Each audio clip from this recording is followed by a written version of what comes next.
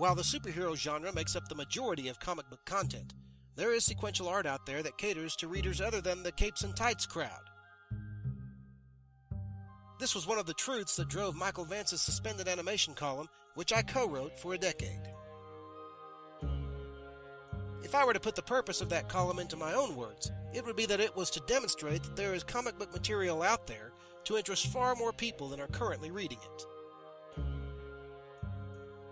A great example of that truth is Doug Wildey's Rio.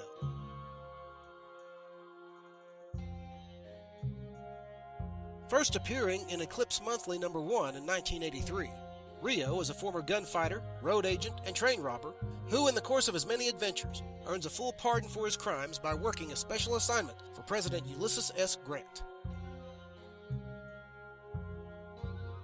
In his travels, he encounters other such historic figures, such as Jesse James and the Apache renegade Geronimo.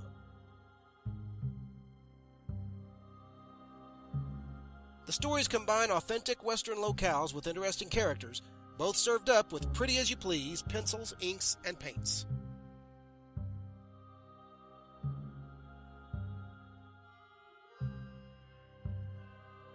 Doug Wildey was not just another comic book artist, with all due respect to comic book artists everywhere. His love of the Old West shines through all of his Rio work.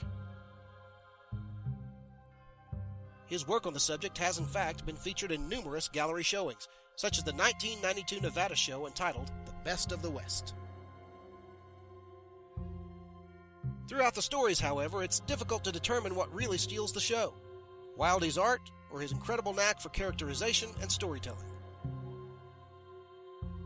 Doug Wildey was one of the medium's true treasures.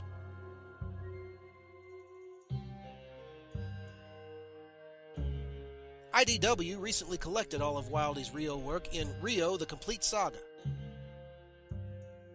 In one fell swoop, fans can acquire every Rio story ever done, as well as work that never before saw the light of day. Some of the work is unfinished, which may be distracting for many readers, but others will find it interesting to see Wildey's work in several different stages. Doug Wildey's Rio is highly recommended and is available at comics shops, comics conventions, and online retailers and auctions. But try your local comics shop first.